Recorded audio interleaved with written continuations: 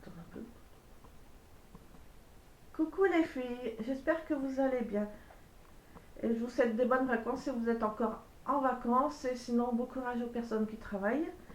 Donc je voulais vous présenter vite fait, parce que j'ai plus que 20% de batterie, j'espère que ça va tenir, un livre de chez Françoisir, l'histoire de Dany, enfermée, maltraitée et sauvée par l'amour, de Diane et Bernie Liero avec Kay Weiss. Donc c'est une histoire vraie. Et là c'est la vraie visage de la petite fille, comme ceci. Vous pouvez le retrouver chez Françoisir. Donc je vais vous lire derrière, et puis si j'ai un peu de temps, je vous en parlerai vite fait. Le récit bouleversant d'une petite fille martyrisée, sauvée par l'amour et la ténacité de ses parents adoptifs.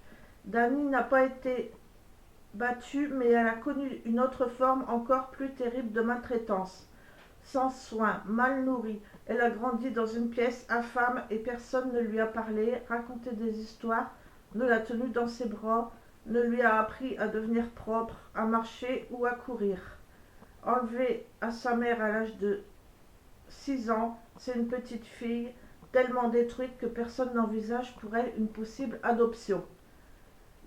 Diane et Bernie vont pourtant tomber sous le charme de ses grands yeux noirs et tout faire pour la sauver.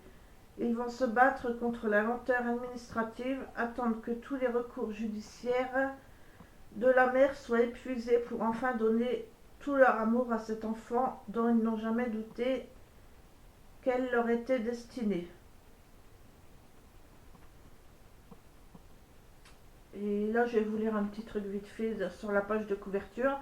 Dany séjournait en famille d'accueil depuis sa sortie du Tampa General Hospital, 15 mois auparavant, où elle avait passé 4 semaines après avoir été retirée du taudis où elle vivait avec sa mère et ses 2 grands demi-frères. Elle avait été confinée jour et nuit, comme un animal, dans une minuscule chambre sombre et sale, complètement nue en dehors de la couche qu'elle portait. Un matelas crasseux, sans couverture, y était posé à même le sol, au milieu des cafards. De temps à autre, on lui donnait une boîte de conserve à manger. On la baignait très rarement. Jamais elle n'avait été emmenée dehors pour ressentir la douceur du soleil sur sa peau. À presque 7 ans, elle n'avait jamais vu un docteur ni un dentiste, n'avait jamais été vaccinée et n'était jamais allée à l'école. Donc ça paraît un peu triste comme ça, mais en fait, c'est un beau livre, parce que déjà c'est vrai. Et on voit, comment vous dire ça, on voit la différence de cet enfant il avait surnommé l'enfant sauvage. On voit la différence parce qu'au début, elle parlait pas, elle poussait des cris, elle avait la langue qui passait, tout ça. Elle était vraiment dans un état pitoyable. Et elle s'est ouverte à sa famille d'accueil. Enfin, sa famille, oui, c'était une famille d'accueil et ils l'ont adoptée. Et on voit tous les progrès qu'elle a fait, quoi. Et qu'enfin elle est devenue heureuse, qu'elle faisait des choses toutes simples, mais avec sa famille, qu'elle a enfin connu le bonheur d'avoir une famille, d'être heureuse, quoi. Donc c'est un beau livre, je vous le recommande. Voilà.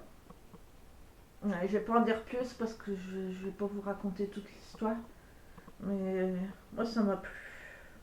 C'est intéressant, quoi, et c'est un beau livre. Voilà. Ça change un peu, je trouve, de présenter des petits livres comme ça. Sinon, la prochaine fois, j'ai encore un tag mes préférences beauté que je vous ferai. Et après, je sais pas, je verrai bien. Donc voilà, pour mes petites séries de vidéos, j'espère que tout ça vous a plu. Je vous fais de gros bisous. Au revoir, à bientôt les filles.